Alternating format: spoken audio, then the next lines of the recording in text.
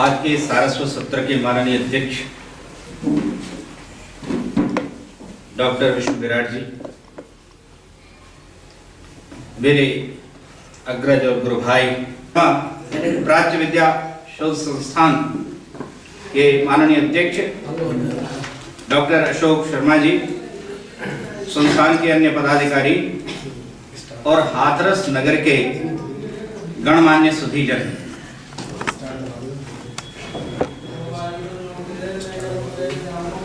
अभी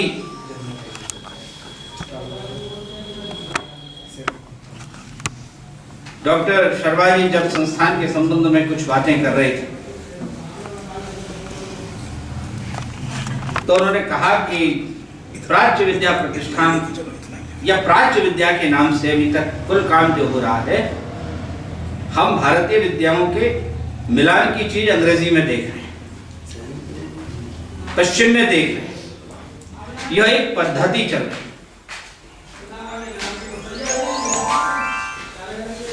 मुझे भी कई बार ये बात बराबर ध्यान में आई है और गहरी आकुलता देने वाली है कि मैकाले ने जो कहा कि भारत का कुल ज्ञान इतना है कि उसे यूरोप के किसी बड़े पुस्तकालय की एक छोटी सी अलमारी में रख दिया जाए, इसके अलावा भारत में कुछ भी काम की चीज नहीं है। यह जो प्राच्य विद्या का काम शुरू हुआ, उस काम में मूल बात यह रही कि हमने भारत को इंग्लैंड की आकांक्षा के अनुसार, यूरोप की आकांक्षाओं के अनुसार पढ़ा है। हमारे भारत के अपने स्वप्न, भारत की अपनी आकांक्षाएं, भारत के अपने संकल्प, भारत की अपनी सृजनात्मक ऊर्जा और उसके स्रोत, उनके पीछे निहित हमारे जीवन दृष्टि की सामर्थ्य, हम उन सब का उद्घाटन करते ऐसा प्राय नहीं हुआ है। और मुझे यहां याद आती है सर जॉन वुडरुफ की वो पंक्ति जो उन्होंने पिछली शताब्दी के आरंभिक वर्षों में कही थी। उन्होंने कहा एक स्थान पर कि भारत का दुर्भाग्य ये नहीं है कि यूरोप के जो विद्वान हैं वो भारत के विरुद्ध, पादरी इत्यादि जो है वो भारत के विरुद्ध यूरोप में प्रचार कर रहे हैं। उन्होंने कहा कि भारत का दुर्भाग्य यह है कि जो भारत की युवा पीढ़ी है वो भारत को पीठ देकर के खड़ी है। भारत उसकी चिंता के केंद्र में कहीं नहीं, और लौट फिर करके ज्ञान के क्षेत्र में हम एक अनुपस्थित व्यक्तित्व को लेकर के खड़े हैं। आज जो जिस विश्व में हम जीते हैं, जिन संकल्पनाओं के सहारे ये विश्व चलता है, उन संकल्पनाओं में भारत का योगदान, भारत का प्रतिनिधित्व क्या है, अगर इसका विचार करेंगे तो बात ध्यान में आ जाएगी। ढूंढे से नाम याद नहीं आने वाले। पिछली शताब्दियों का बहुत लंबा समय ज्ञान के क्षेत्र में अनुकरण में बीत गया है। इतिहास के एक बहुत बड़े विद्वान हैं और साहित्य में भी उनका बहुत बड़ा नाम है, डॉक्टर भगवान सिंह, जिनकी अपने अपने राम पुस्तक बड़ी प्रसिद्ध थी। उन्होंने हड़प्पा सभ्यता और संस्कृति पर एक पुस्तक लिखी है, बड़ी प्रसिद्ध पुस्तक। उसमें उन्होंने एक बड़ी काम की बात कही है। उन्होंने कहा कि संसार में जो जीवंत समाज होते हैं वह केवल उत्पादित वस्तु को लेकर और उसका उपभोग करके संतुष्ट नहीं होते। उनके पास भौतिक वस्तु से लेकर के विचार पर्यंत जो कुछ आता है उसे वो अपनी आकांक्षाओं के अनुसार पुनर्व्याख्यायित करते हैं, मांझते हैं, अपने योग्य बनाते हैं। लेकिन जो मृत समाज होते हैं उन्हें इस बात से मतलब नहीं है कि गाड़ी बनी कैसे। वो तो गाड़ी की टेक्निक सीख ली उन्होंने और उसमें पहिया खोलना और पहिया बंद करना मैकेनिक की तरह काम कर लिया, वह सिर्फ इतना ही करते। ज्ञान के क्षेत्र में भारत की लंबी यात्रा इसी प्रकार की है, अनुकरणकारी है। ऐसी स्थिति में प्राच्य विद्याओं के संधान और इस संकल्प के साथ संधान कि हमारी अंतर्दृष्टि के आलोक में हमारी आकांक्षाओं के अनुरूप हम उसको समझें। दूसरी बात, एक बार मैं डॉक्टर रामविलास जी से मिला दिल्ली वाले आवास पर, विकासपुरी में उनके दर्शन किए। मैंने उनसे एक प्रश्न पूछा। मैंने कहा भगवान एक बात बताएं कि जो वामपंथी विचार के तमाम लोग हैं वो आपके विरुद्ध क्यों चलते हैं? आप भी वामपंथी विचार के हैं, अन्य लोग भी वामपंथी विचार के हैं। एक ही कारण ध्यान में आता है, मैं कुछ भारत की तरफदारी ज्यादा करता हूं, बस यही लड़ाई का कारण है। मेरा निवेदन यह है कि यह भारत जिसके हम उत्तराधिकारी हैं, इस भारत की संस्कृति के निर्माता दार्शनिक नहीं है। इस भारत की संस्कृति के निर्माता साहित्यकार हैं, कवि। भारत की संस्कृति में जो औदार्य दिखाई देता है, सबको स्वीकार कर लेने की जो एक साहस दिखाई देता है, वह एक दार्शनिक के पास कभी नहीं होता। प्लेटो ने जिस राज्य की कल्पना की थी उसमें कवियों के लिए कोई जगह नहीं थी। प्रश्न पागल होने का नहीं, मैं कहता हूं दार्शनिक ये दे ही नहीं सकता। ये उदारता दार्शनिक के पास होती ही नहीं है कि वो इतने बड़े आकाश इतना बड़ा आकाश बन जाए कि जिसके नीचे तुलसी को अपने हक के अनुसार, अपनी सामर्थ्य के अनुसार, और आम के वृक्ष को अपनी सामर्थ्य के अनुसार बढ़ने का मौका मिले। दार्शनिक के पास ये नहीं। यह सामर्थ्य कवि के पास होती है। एक और प्लेटो था, दूसरी ओर व्यास थे। महाभारत में व्यास ने कहा, नैको ऋषिर यस्य वचः प्रमाणम्। ये व्यास का वचन है। व्यास का पूरा श्लोक अपने ध्यान में होगा। तर्को प्रतिष्ठ श्रुतयो विभिन्नो नैको ऋषिर यस्य वचः प्रमाणम् धर्मस्य तत्त्वं निहितं गुहायां महाजनो ये न कृतो। हमने आधी पंक्ति तो याद कर रखी है कि धर्मस्य तत्त्वं निहितं गुहायां महाजनो, पर जो असली बात है व्यास की, वो बात है नैको ऋषिर यस्य वचः प्रमाणम्। एक भी ऋषि ऐसा नहीं है जिसका वचन अंतिम रूप से आप्त हो। व्यास कहते हैं कि जो कुछ कहा जाता है वो अनेक प्रकार से, श्रुतयो विभिन्नो, जो सुना जाता है वो भी अनेक प्रकार का। तो जब सारे ज्ञान की परंपरा पर प्रश्नवाचक चिन्ह खड़ा करके व्यास हमें जो अधिकार देते हैं वो एक कवि के हाथ से मिला हुआ अधिकार है, वो किसी दार्शनिक के हाथ से मिल ही नहीं सकता। हम भाग्यशाली हैं कि हम उस देश में पैदा हुए हैं जहां विचार के इस चरम स्वातंत्र की अवस्थिति है। मंसूर, सुकरात, ये उन सभ्यताओं की प्रकृति जो दार्शनिकों के आधार पर चली, जो मतवादों के आधार पर चली, उनका संकेत करने के लिए पर्याप्त है।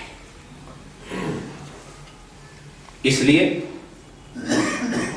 यह जो भारत का विचार है, यह जो भारत का पक्ष, डॉक्टर शर्मा जी कह रहे थे कि यूरोप और भारत में बहुत सी बातें मिलती, हाँ मिलती, लेकिन भारत और यूरोप में एक बात नहीं मिलती है, और वो अकेली बात यह है, वो कहते हैं भी, हम कहते हैं कि, वो कहते हैं यही, हम कहते हैं भी। वो कहते हैं हम जो कह रहे हैं यही ठीक है। जब से नई डॉक्टरी और नया विज्ञान आया, इसने आते ही भारत में यही कहा कि ये विज्ञान नहीं है, झूठ है। आगे चल के स्वीकार कर लिया होगा जब प्रमाण से सिद्ध हो गया कि हाँ भाई है ठीक। भारत के आदमी ने ये नहीं कहा कि जो मैं कह रहा हूं वही ठीक है, उसने नेति कहा और अगले को विचार करने के लिए स्वतंत्र कर दिया कि आगे विचार कर, मेरी समझ में इतना नहीं आ रहा। यह जो हमारी चिंतन परंपरा है, यह जो हमारी अर्थ परंपरा है, यह जो हमारी विचार परंपरा है, इस परंपरा के साथ, इस परंपरा के निर्माण के साथ कवियों की जो गहरी भूमिका है, हम उसके उत्तराधिकारी हैं। ऐसी स्थिति में जब आज के परिदृश्य की चिंता करेंगे तो बहुत सारी बातें ध्यान में आएंगी कि हमने जितना यूरोप का प्रभाव ग्रहण किया है जिस जिस रूप में, उसमें ये बात भी सीखी है कि ही नहीं। मैंने ऐसे लोग देखे, फला फला को मत पढ़ो, फला फला किताब को मत पढ़ो, अज्ञे को मत पढ़ो, इसको नरेश मेहता को मत पढ़ो, किसे पढ़ो? खाली मुक्तिबोध को पढ़ो। छाट के नाम, सूची तय। ये भारत की परंपरा है। अरविंद याद आते हैं जहां वो कहते हैं कि अगर भारत यूरोप का वर्णन करने की कोशिश करेगा तो वो यूरोप तो नहीं बन सकेगा, लेकिन भारत बाकी नहीं रहेगा। हम क्या देकर के क्या लेने वाले हैं, हम क्या कीमत चुका करके क्या प्राप्त करने वाले हैं, निश्चित रूप से इस बात का विचार प्राच्य विद्याओं की चिंता करने वाले लोगों को करने का समय आ गया है। जहां तक ब्रजभाषा के साहित्य का संबंध है, मैं उस नाते से कोई साहित्यकार हूं मैं नहीं मानता। ब्रजभाषा के क्षेत्र में वृंदावन मेरी जन्मभूमि है। परिवार के संस्कार और जो कुछ मुझे मिले उनके बीच में से ब्रजभाषा की जैसी समझ विकसित हुई, पिछले वर्षों अकादमी मेरे पास रही और अकादमी के माध्यम से हमने ब्रजभाषा के वर्तमान को लेकर के चिंता की। हमारा पूरा मित्रमंडल, अभी हम कार में आ रहे थे तो डॉक्टर विराट जी कह रहे थे कि पहले वालों का आग्रह था वो आंचलिक ब्रजभाषा, ग्राम्य ब्रजभाषा। हमने उनसे ये बात कही, उन्होंने, मैंने जो उन्हें अंक दिया ब्रज शब्द का, तो उन्होंने कहा कि ये तो नागर ब्रजभाषा है। मित्रों, ब्रजभाषा के माधुर्य की बड़ी चर्चा होती है। जैसे शुक्ल जी कहते थे कि दुनिया के लोगों को हमारा आध्यात्म बड़ा पसंद आता है और भारत माने आध्यात्म। शुक्ल जी बड़ा महीन व्यंग काटते हैं। ऐसी जब ब्रजभाषा की चर्चा होती है तो उसके माधुर्य की बड़ी चर्चा।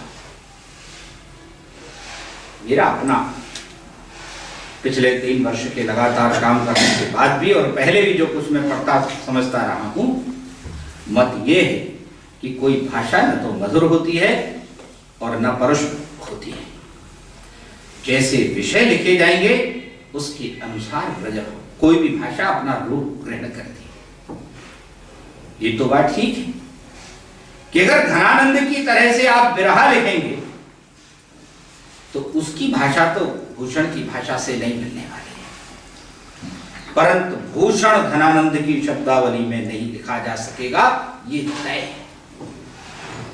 एक ही परंपरा के दो कवि, एक ही काल के दो कवि, वस्तु परिवर्तन भर से, विषय परिवर्तन भर से भाषा के रूप में परिवर्तन होता है, इस बात की साक्षी देती है। मेरी तो ये विनम्र श्रद्धा है कि रचनाकार चाहे बड़ा हो चाहे छोटा, जब वो एक बार भाषा विषय चुन लेता है तो फिर वो भाषा चुनने के लिए स्वतंत्र नहीं होता है। भाषा तो उसे व्यवस्था में वही रखनी पड़ती है जो विषय है। उत्सवा के गीत मुक्तिबोध की काव्य भाषा में और मुक्तिबोध का अंधेरे में उत्सवा की काव्य भाषा में नहीं लिखी जा सकती। मैं ये मानता हूं कि हमें ये विचार करना चाहिए कि जिस ब्रजभाषी क्षेत्र के हम हैं, आज मैं यहां उस राजस्थान का प्रतिनिधित्व कर रहा हूं जिस राजस्थान में ब्रजभाषा बोलने वालों का मात्र 15% क्षेत्र है। 75% के मालिक आप बैठे, 5 5% हरियाणा में है और 5% ग्वालियर का क्षेत्र मध्य प्रदेश में। हम लोग सब मिलकर के ये तय करें कि हमारे जीवन संग्राम की चुनौतियां क्या हैं, और हम ये भी तय करें कि हमारी फिर ब्रजभाषा के विषय क्या हो। पढ़ंत परंपरा के साक्षात विग्रह डॉक्टर विराट जी हमारे बीच में। मेरा इनके साथ प्रत्यक्ष परिचय तो आज ही हुआ है, लेकिन फोन पर वार्ताओं का सिलसिला नया नहीं, उनकी रचनाएं पढ़ने का सौभाग्य भी नया नहीं। उनके बारे में जितना पढ़ा और सुना है, मैं उन्हें पढ़ंत परंपरा के पद्माकर की तरह देखता हूं। रीतिकाल में जो भूमिका पद्माकर की है, रीतिकाल के बड़े कवियों में से एक की, आज ब्रज के पढ़ंत परंपरा के जो बड़े लोग हैं उनमें आदरणीय विराट जी। परंतु निवेदन यह है कि जब आज पढ़ंत शुरू होगा तो चुनौतियां क्या होंगी, विषय क्या होंगे, भाषा की बदल क्या होगी, यह सब हमें जरूर सोचना है। और ये इसलिए सोचना है कि उसके बिना ब्रजभाषा को हम जीवित नहीं रख सकते। जो जीवन के साथ नहीं होगा उसे जीवन मिलेगा कहां से? जिसने जीवन का साथ छोड़ दिया उसके लिए तो शांति केंद्र बने। ओम शांति, तीसरा कोई विकल्प नहीं। मेरा निवेदन है कि यह जो ब्रजभाषा की आज की रचना स्थिति है, ब्रजभाषा में हम सब लोग हिंदी वाले कहे जाते हैं। हम हिंदी के इसलिए हैं कि हम ब्रजभाषा के, हम हिंदी में पूर्ण सिद्धता हासिल करें, हमारी कलम रुके नहीं। मुझे तो कई बार बड़ी गौरव की भी होती है और फिर समझाता हूं। मेरी लाइब्रेरी में एक बुकलेट है, उसका नाम है केशरिया भरत। वो एक दिन मेरे से बोला, गुरुजी एक बात बताइए। क्या? बोले साहब हिंदी के जितने विद्वान हैं सबको गंगा यमुना के किनारे क्यों पैदा होते हैं, हमारे राजस्थान में सब लगता है।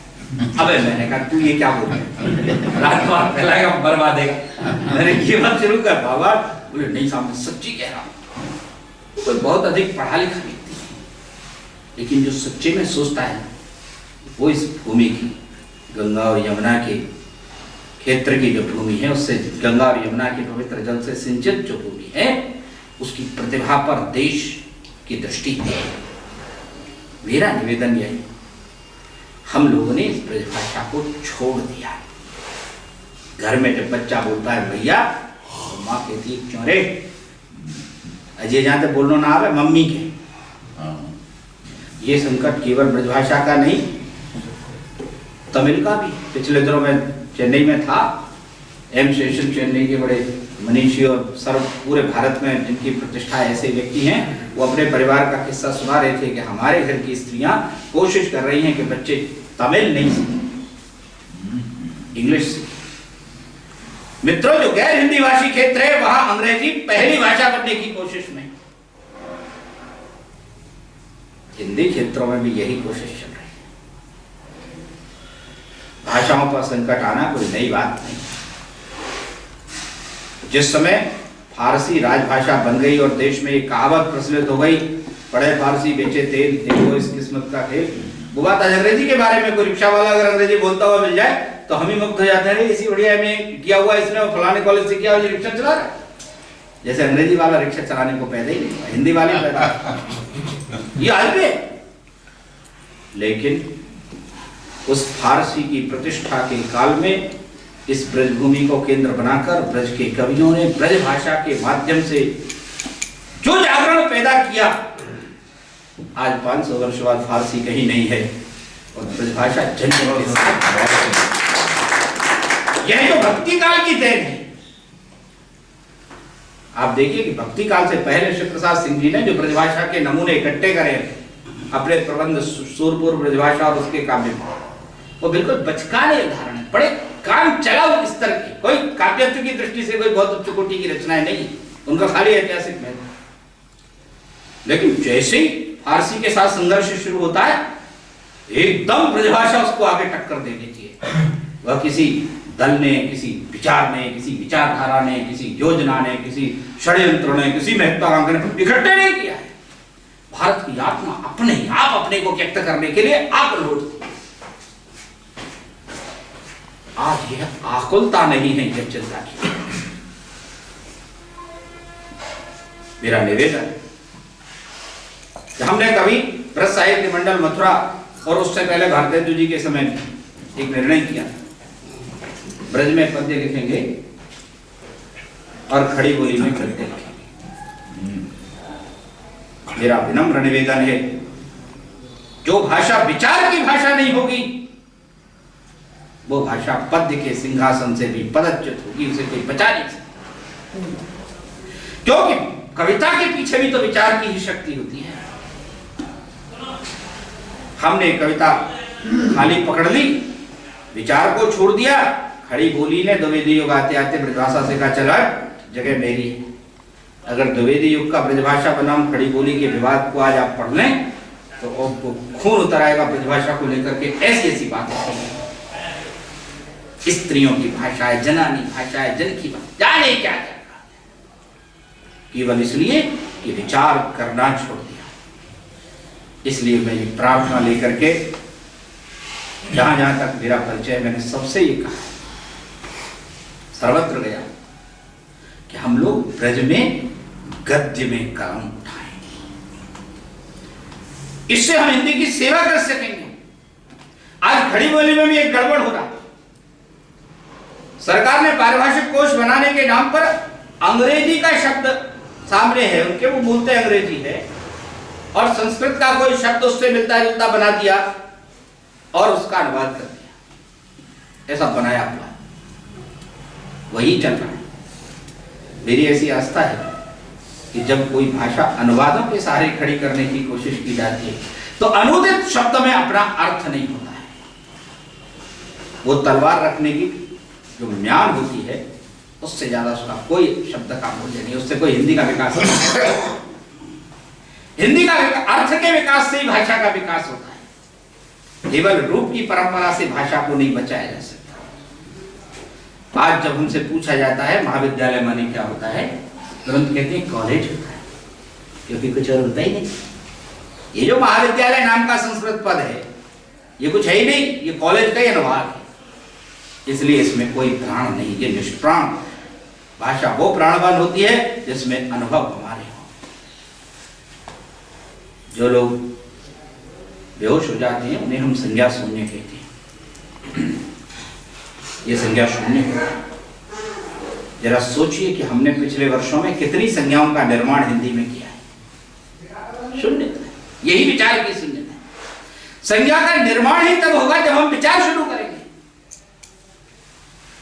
दार्शनिकों को अगर नए नए प्रत्ययों और नए नए पारिभाषिक शब्दों की आवश्यकता अगर पड़ती है तो वैचारिक आकुलता है जो उसमें से जन्म देती है। छायावाद ने अनुभूति शब्द को आगे बढ़ाया, उसमें अपना ओज था। भक्तिकाल के आचार्यों ने पूरे के पूरे शास्त्रों को खड़ा किया, तब भक्ति आंदोलन खड़ा है ब्रजभाषा में। वो अधर में नहीं खड़ा। रूप सनातन गोस्वामी इत्यादि ने जो कुछ काम किया है, उज्ज्वल नीलमणि और भक्ति रसामृत सिंधु इत्यादि जो कुछ लिखे हैं, वो उस समय की सबसे असाधारण प्रतिभा का असाधारण चमत्कार था। यहां आचार्य शुक्ल की आलोचना से हम आगे नहीं बढ़े। हिंदी की पूरी आलोचना पूरी क्षमा के साथ, याचना के साथ आपसे कहना चाहता हूं कि आचार्य शुक्ल से एक कदम आगे नहीं बढ़े। हम जितने आगे बढ़े हैं उसमें भारत को पीठ है, और पीठ दे करके जाने के बाद तक भारत के भाग्य में उसमें से कुछ नहीं बचने वाला। समीक्षाओं की स्थिति और भी खराब है, और उसकी स्थिति यह है कि जिन्हें समीक्षक बड़ी कालजयी, बड़ी महत्वपूर्ण, बड़ी बड़ी महिमामयी कृतियां घोषित करते हैं, समय का देवता उनकी तरफ आंख उठाकर देखना नहीं चाहता, क्योंकि वो है नहीं। मन समझाने के लिए हम कह रहे हैं कि आज मीडिया का प्रभाव हो गया है, पढ़ना छूट गया है, व्यस्तताएं बढ़ गई, ये सब कारण है लेकिन वो बात कहाँ है जो आदमी को पकड़ ले। हमारे कवि ने कहा, मैं नहीं बात बोलेगी, भेद खोलेगी बात ही। आज वो बात ही गायब है। एक ऐसा समय पिछले दौर में चला जिसमें पाठक और रचना का संबंध काट दिया। लोगों ने मताग्रही होने के कारण यह प्रयत्न किया कि मत का प्रदर्शन तो इसमें हो, जनता की बात तो कविता में हो, कविता में तो जनता आए, लेकिन कविता जनता में जाए इसकी चिंता छूटी है। जब जनता ने देखा कि ये कविता हमारी परवाही नहीं कर रही, उसने कविता को हिंदी की तमाम विधाओं में सबसे कम पाठक आज की तारीख में कविता के पास है। सबसे ज्यादा पाठक आज की तारीख में भी उपन्यास और कहानियों के पास है। मित्रों, ये संकट है। भारतीय भाषाओं के ऊपर इससे बड़ा संकट का दौर कभी नहीं आया। उसमें भी और कई तरह के पेज हैं। भोजपुरी वाले चाहते हैं कि हमें कुछ स्वतंत्रता मिल जाए, हिंदी के खिलाफ खड़े। मैथिली वाले भी इसी बात पर कुरकुरा रहे हैं। हमारे राजस्थानी वाले भी नारे लगा रहे हैं कि राजस्थानी हमारी है और हिंदी जीवन का निर्मल रस बह रहा है। उस रस का तो साक्षात्कार करना ही पड़ेगा, कोई विकल्प नहीं। और इसलिए आज के परिदृश्य की बहुत बड़ी चुनौती भाषा संबंधी है। जितना आज लिखा और छपा जा रहा है, उतना हिंदी साहित्य के पिछले 1000 वर्ष में न इतना लिखा गया और न छापा गया। और मैं दृढ़ता पूर्वक कह सकता हूं कि उसमें से कितना किस काम का है। तुलसीदास की पंक्ति अपनी जगह बिल्कुल ठीक है, कवित्व, परंतु वास्तव में वो ऐसा क्या है जो जिसको कि सब पकड़ लेते हैं, जिसे जनता पकड़ के हृदय से लगा लेती है, जन जन का कंठहार बन जाती है। निश्चित रूप से इस बात पर अगर हम विचार करेंगे और इस दिशा में अगर हम चिंतन करके कुछ सक्रियता बरतेंगे तो निश्चित रूप से मेरी कल्पना यह है कि हिंदी को शब्दकोश के लिए अपनी लोक भाषाओं से बात करनी चाहिए, जो इस समय पूरी तरह बंद है। कृपया बात नहीं करें। हिंदी को शब्दकोश के लिए अब सबसे पहली प्राथमिकता अपनी भाषा, अपनी लोक भाषाओं को देनी चाहिए और उन शब्दों को हिंदी में लाना चाहिए। दूसरे नंबर पर जो अपनी लोक भाषा में नहीं मिल रहे हैं, उनके लिए भारतीय भाषाओं की तरफ देखना चाहिए। ये भी बंद है। हम प्लेटफार्म को प्लेटफार्म कहकर के मस्त, मराठी वालों ने प्लेटफार्म को स्थानक कहकर के चला दिया है। वहां आपको प्लेटफार्म नंबर 1, 2 पे जाइए, ये सुनने को ही नहीं मिलेगा। वहां तो स्थानक क्रमांक 1 से फलानी गाड़ी रवाना होगी, ये आपको सुनने के लिए मिलेगा। हमें अपनी भारतीय भाषाओं में शब्दों के लिए आदान प्रदान करना चाहिए। इससे हम लोगों की भी मित्रता बढ़ेगी। मराठी का आदमी कभी आ गया घूमते घूमते हाथरस, और यहाँ जब स्टेशन पर स्थानक सुनेगा, अरे ये तो हमारे यहाँ भी है, हम अलग कहाँ हैं? ये भाव पैदा होता है। और तीसरे नंबर पर फिर अंग्रेजी को रखना चाहिए। जब इनमें कहीं नहीं मिले तो इंग्लिश से भी मेरा निषेध नहीं करना, प्राथमिकता उल्टी है। सीधे अंग्रेजी से पहले अनुवाद तो भी करते थे संस्कृत के रास्ते जाकर के, अब तो सीधा हटाइए। एक अंकल शब्द ने कितने संबंधों को खा लिया। अंकल आंटी ने जरा सूची बनाकर देखिए, मामा मर गया, फूफा मर गया, फूफी मर गई, चाचा मर गया, ताऊ मर गया, कितने मर गए, रहेंगे नहीं अब ये जीवन में। एक शब्द कितने संबंधों को मार देता है। शुक्ल जी ने कहा था कि भारत और भारतीय भाषाओं की प्रकृति भाव प्रधान है। हम जो कुछ नया कर सकते हैं वो भाव के क्षेत्र में कर सकते हैं। हमारे लोगों को उसमें अपनी किस्मत आजमानी चाहिए। और हमने हृदय की दुनिया को छोड़कर विज्ञान की दुनिया के पीछे चले गए। और विज्ञान का एक ही अर्थ हो गया कि यूरोप की समझ की तरीके से हम अपने को समझ लें तो ये विज्ञान है और बाकी सब अज्ञान है। मित्रों, भारत वह नहीं जो गांधी तक सोचा गया था। मैं इस बात का विश्वासी हूं कि भारत वह भी है जो कृष्णचंद्र गोस्वामी सोचता है, जो आप सोचते हैं, जो मेरे बच्चे सोचेंगे, वो भी भारत है। ये ओज अपने मन में होना चाहिए कि हम भारत हैं। स्वामी राम तीर्थ कहते थे, मैं भारत हूं। हम भूल गए हैं कि हम भारत हैं। जब तक इस भाव वाले पक्ष को हम खड़ा नहीं करेंगे, भारत की एकता, भारत में ये जो हमारी उदारता है कवियों के द्वारा मिली हुई, और जितनी तरह की व्यापकता के साथ हमने भारत को गुलदस्ते की तरह विधाता ने आज तक एक रखा है जिस रूप में, उसे भाव के अलावा कोई दूसरी चीज नहीं पान सकती। बुद्धि में ये दम नहीं है कि जो भारत की एकता की गारंटी देते। भारत की अगर एकता रहेगी तो भाव तत्व के आधार पर रहेगी।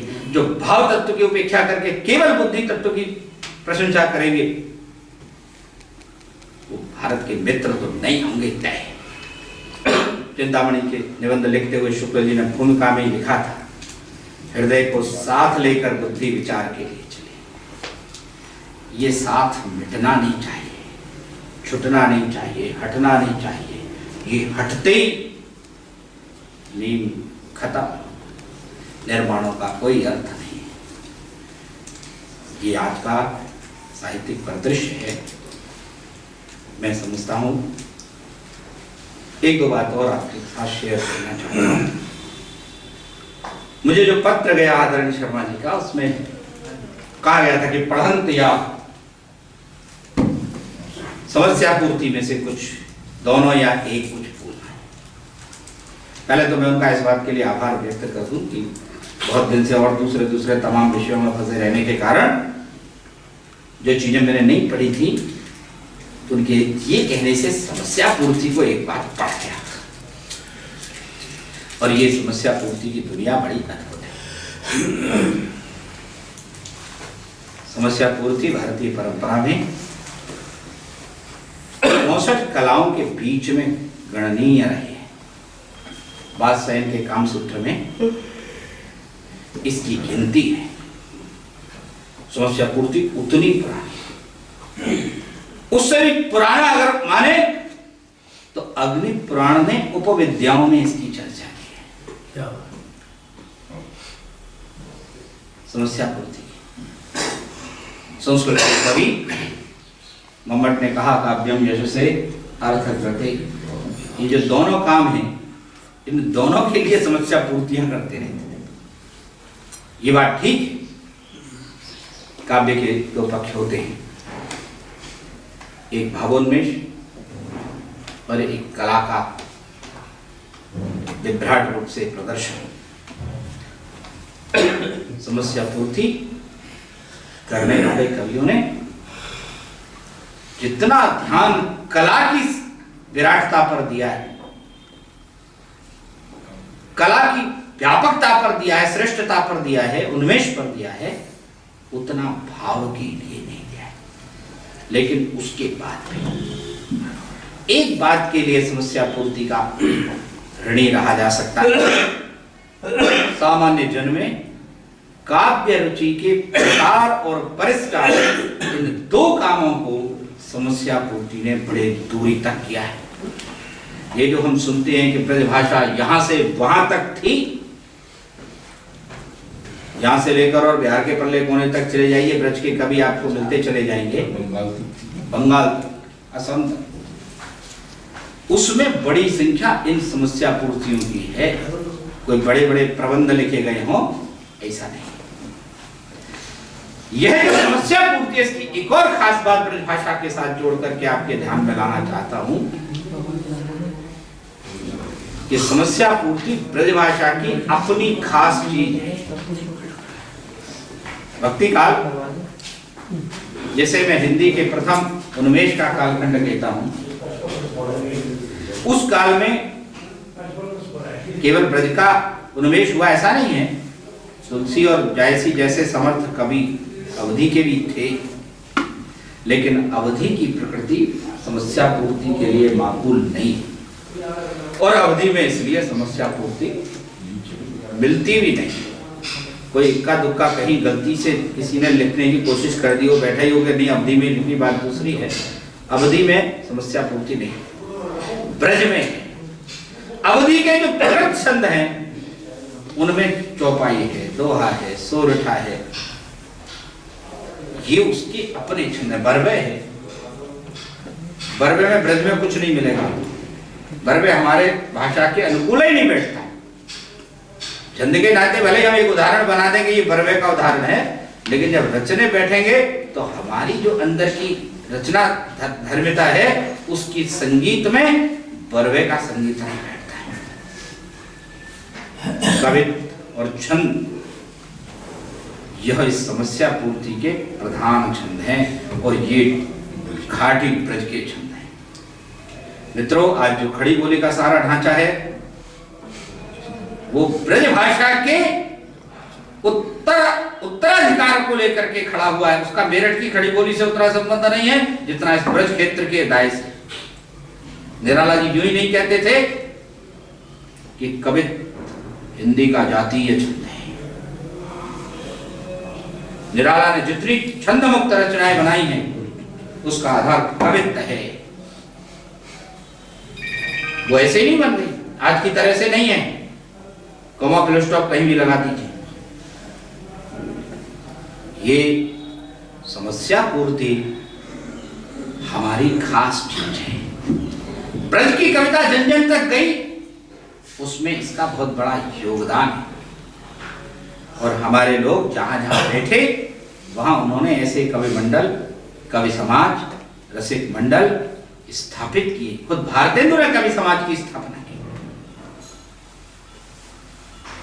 और इन सब के माध्यम से रचनाएं मंगाई जाती थी। दूर दूर के कवि लिखते थे। किन किन विषयों पर नहीं लिखा है, क्या क्या नहीं लिखा है, आप उन्हें देखेंगे तो आपको खुद आश्चर्य होगा। मैं इस समस्या को लेकर कुछ क्षण आपके सामने पुराने लोगों के बताता हूं और उसके साथ में अपने वक्तव्य को पूरा करूंगा, क्योंकि सभा की एक मर्यादा है और मेरे बोलने की भी। तो इसलिए मैं कुछ छंद आपके सामने देखता हूं कैसे कैसे संदर्भों में और हमारे यहाँ के कवियों ने उनको छुआ है। कभी वासी नहीं होने वाला है।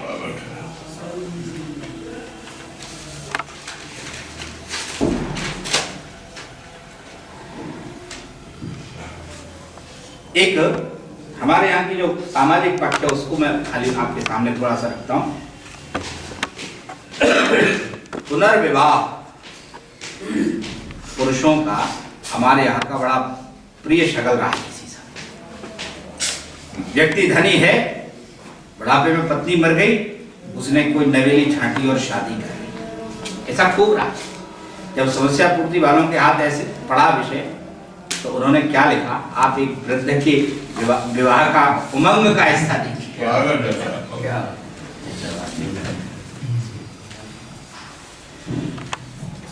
झूली तन खाल गाल पोपले कमान कट। झूली तन खाल गाल पोपले कमान कट। काले घुंघराले कच श्वेत भये सर के। धस गई आंखें भयो आनन दशनहीन। अदंत हो गई। ज्ञान बल बुद्धि सब छोड़ सर के। साहस संहार के सहारो लकुटी को ले। साहस संहार के सहारो लकुटी को ले। खासत चलत आस पास निज घर के। इतने पे दूल्हा बनवे की है प्रबल चाह। लाऊं सुरदेव नई नार प्यार करके। किसान अंग्रेजों का शासन स्थापित हो जाने के बाद किसान अकाल बड़े भारी पड़े। 1857 के युद्ध के बाद के वर्ष अकालों के वर्ष, और वो अकाल इसलिए नहीं पड़े कि भारत की उर्वरा भूमि में अन्न उपजना बंद हो गया था। उन अकालों के पीछे अंग्रेजी कुशासन की शोषणकारी दुर्नीतियां थी जिन्होंने किसान को कहीं नहीं छोड़ा। मैं उस विषय के उधर विस्तार में न जाते हुए केवल समस्या पूर्ति के कवियों ने उस अकाल के बारे में क्या लिखा है उसकी ओर आपका ध्यान चाहता हूं। एक कवि लिखते हैं, भूमि जलती हो, गिरती हो बिजली भी घोर। भूमि जलती हो, गिरती हो बिजली भी घोर, पाला पड़ता हो परवाह नहीं प्राणों की। अन्न उपजा के हैं खिलाते जग को ये, किंतु तंगी रहती स्वयं मुट्ठी भर दानों की। ऋण भी उधार मिलने का न ठिकाना कहीं, ऋण भी उधार मिलने का भी न ठिकाना कहीं। हृदय जलाती सदा चिंता लगानों की, हाय इन्हें चूसने में, हाय इन्हें चूसने में सब ही लगे हैं श्रीश, कोई नहीं सुनता कसक किसानों की। ये किसान की दशा के ऊपर और किसान पर एक और देखिए, भारत जसोदा मात, भारत जसोदा मात रोती आज धाड़ मार। भारत जसोदा मात रोती आज धाड़ मार, देख कर कष्ट हा गोपाल हल धर के। गोपाल माने गौओं का पालन करने वाला और हलधर माने हल को चलाने वाला माने किसान, ये दोनों शब्द किसान के लिए। खाने को मुहाल है पुनीत मन मोदक भी, सच्चे के लड्डू नहीं मन के लड्डू भी खा लें, इतनी भी सामर्थ्य शेष नहीं बची। खाने को मुहाल है पुनीत मन मोदक भी, स्वेद पूछने को भी नहीं है वस्त्र घर के। जो है धन देश के, कवि कहता है। देखिए कवि की भावना देखिए, जनता को कैसे प्रेम करते हैं। शुक्ल जी कहते थे कि देश को प्रेम करने का अर्थ है देश के लोगों को प्रेम करना, नदी वन पर्वत सबको प्रेम करना। आज एक समस्या पूर्ति करने वाला कवि कहता है कि जो हैं धन देश के वही बने निर्धन आज, जीते हैं बेचारे किसी भांति मर मर के। रोको शीघ्र महल विध्वंसी हलचल घोर, यारो हवा हल वालों की समस्या हल। ये जो हल वाले हैं इनके जो दुख हैं, अगर इन्हें आप समाधान नहीं देंगे तो आपके महल सुरक्षित नहीं। मैं आपको यहाँ ये बात याद दिलाना चाहता हूं कि 1857 का युद्ध राजशक्ति के संरक्षण में, नेतृत्व में भारत के लोगों द्वारा लड़ा गया अंतिम युद्ध। उसके बाद किसी आंदोलन का नेतृत्व राजाओं ने नहीं किया। वहां से लेकर 47 तक चले आइए, नेतृत्व कोई कर रहा होगा लेकिन वो राजवंश का उत्तराधिकारी कम से कम नहीं था। 57 से 47 तक की 90 वर्ष भारत के राजवंशों के अस्तंगत होने के वर्ष हैं। वो धीरे धीरे क्षीण हो गए और आज वो एमएलए एमपी बने हुए, एक वार्ड मेंबर से ज्यादा औकात में नहीं गए। उनकी यही स्थिति।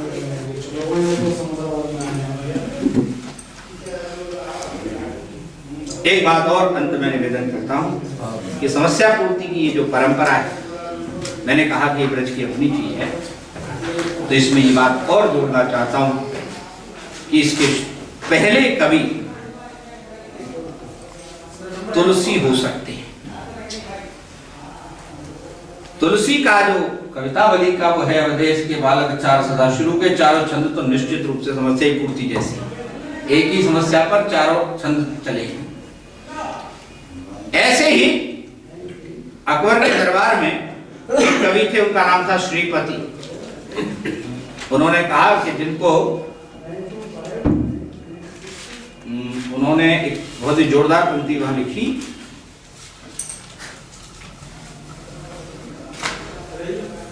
जिनके नहीं आस कछु हरि की, सो करो मिले आस अकबर की। एक बार ये आया कि आस अकबर की ये समस्या पूर्ति अकबर के दरबार में दी गई।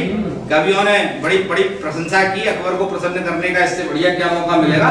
लेकिन उसमें ये हिंदी का सीधा सा कोई कुंभन दास का भाई खड़ा हो गया और उसने कहा कि जिनको भगवान में विश्वास नहीं है, सो करो मिले आस अकबर। तो ये जो समस्या पूर्ति भक्ति काल से शुरू हुई, रीतिकाल में रही, भारतेंदु काल तक इसका बड़ा भारी बोलबाला रहा, परंतु भारतेंदु काल खत्म होते होते हिंदी के जितने मनीषी विद्वान थे उन्होंने समस्या पूर्ति की निंदा करना प्रारंभ कर दिया।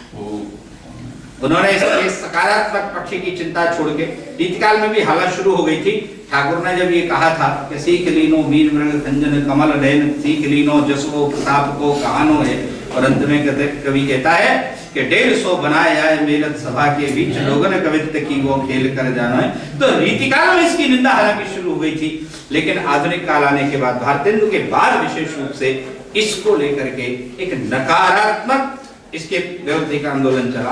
बाबू श्याम सुंदर दास ने लिखा कि हमें अब ये समस्या पूर्ति बंद करके और हिंदी कविता की दिशा बदलनी चाहिए। अन्य लोगों का भी लगभग समस्या पूर्ति को ऐसा मत रहा, और उसके कारण से धीरे धीरे समस्या पूर्ति की परंपरा खंडित हुई है। राजस्थान ब्रजभाषा अकादमी के अध्यक्ष के नाते मेरे पास उसका दायित्व रहा है, और मैं ये कह सकता हूँ कि अकादमी ने राजस्थान में इस समस्या पूर्ति की परंपरा को आज भी जीवित रखा है। हम नए कवि उसी रास्ते से हमें मिल रहे हैं। पहले रुचि होगी, परिचय होगा। दिनकर ने काम पूर्वशी में एक लाइन कही थी कि जगता प्रथम प्रेम लोचन में, तब तरंग निभिमन में, प्रथम प्रिया दीखती एक देही, फिर व्याप्त भुवन में। वो जो दिनकर का संकेत है, जब परिचय नहीं होगा, बिना परिचय के प्रेम कैसा। शुक्ल जी यही बात कहते हैं चिंतामणि में, वो यही पूछते, कविता का भी यही कहते हैं कि परिचय के बिना प्रेम कैसा। जो बिना परिचय के प्रेम करने वाले हैं वो प्रेम नहीं जानते, वो फालतू की बात है। तो पहली बात, काव्य से परिचय तो हो, और समस्या पूर्ति और पढ़न, ये दोनों उसका साधन थी। और उस नाते से बहुत बड़ा था। मुझे याद है, मैं आपको एक बात और निवेदन करता हूँ, मैं मूलतः कॉमर्स का विद्यार्थी रहा। पिता चाहते थे कि मैं सीए बनूं। कक्षा 9वीं वृंदावन में मैंने इंटर कॉलेज में एडमिशन लिया कॉमर्स से। 12वीं की बीकॉम किया दिल्ली यूनिवर्सिटी से, और उसके बाद सीए में 3 साल बिगाड़े, फिर एमए हिंदी किया, और आज हिंदी में। मेरा निवेदन है कि मैं बच कैसे गया। मैं कई बार सोचता हूँ, तो मुझे वृंदावन में बांके बिहारी जी के मंदिर की वो शामें याद आती हैं, जिसमें हम बहुत छोटे छोटे होते थे, और बिहार जी के ऊपर दर्शन करने के पहले इतना भीड़ भप्पड़ नहीं होता था, बड़ी शांति रहती थी शाम को। तो भोग आने तक 2-2.5 घंटे जो दर्शन भोग से पहले खुलते थे, तो भोग आने से पहले हम छोटे छोटे बच्चे दोनों तरफ लटक जाते थे, जाके वहां खड़े हो जाते थे उन पर, और फिर चालू होता था। एक ने एक उद्धव का बोला, उधर से दूसरा, उधर से तीसरा, पढ़ंत का ऐसा रस बरसता था। मैं आपको बताऊं, मुझे कम से कम 1000-1200 कवित्व सवैया ऐसे याद थे कि कहो तो सुबह करते हैं। ऐसी बच्चों की टोली थी। आज ये टोली खो गई, फुर्सत ही नहीं है। बच्चे टीवी में, कुछ वीडियो गेम में, और कुछ अन्य। माता पिता भी ये सीख गए, पाठ्यक्रम पढ़ और कुछ मत पढ़। भैया जब बाजार में जाते हैं गेहूं खरीदने, तो परखी से गेहूं निकाल के दिखाता है साहब ये, लेकिन जब ऑर्डर देते हैं तो परखी के हिसाब से नहीं देते, बोरियों के हिसाब से देते हैं। 10 बोरी भेज दियो, साल भर के गेहूं का इंतजाम। ये पाठ्यक्रम परखी से निकला हुआ गेहूं में। प्रसाद ने क्या लिखा है, उसकी 4 पंक्तियां, 1 सर्ग लगा दिया कामायनी का। वो आपकी व्याख्या का पाठ्यक्रम हो सकता है, लेकिन जब प्रश्न आएगा तो पूरी कामायनी पर आएगा, पूरे प्रकाश प्रसाद के कथित कृतित्व पर आएगा। पाठ विद्यार्थी से पढ़ने नहीं जाता है। मैया बाप यही समझते हैं कि यही पाठ्यक्रम है, रट पढ़ और बुद्धि ठस, कोई सोचने का कार्यक्रम नहीं। ये सारी आज के साहित्यिक परिदृश्य की भी चुनौती है, जीवन की चुनौतियां हैं। जीवन और साहित्य दो नहीं है। मैं तो रामस्वरूप चतुर्वेदी जी का स्मरण करते हुए यही कहूंगा कि साहित्य जीवन की व्याख्या है, पुनर्संरचना और आलोचना साहित्य की व्याख्या है। तो इसी अर्थ में जीवन के साथ साहित्य का जो संबंध है, जो संकट साहित्य पर है, वो मूलतः जीवन में फंसा हुआ है। जीवन में उसका इलाज करना पड़ेगा। रहमन सींचो मूल को, बाकी सब अपने आप ठीक होगा। इन्हीं शब्दों के साथ बहुत अधिक समय लिया, आप लोगों ने धैर्य से सुना, उसके लिए मैं आप सबका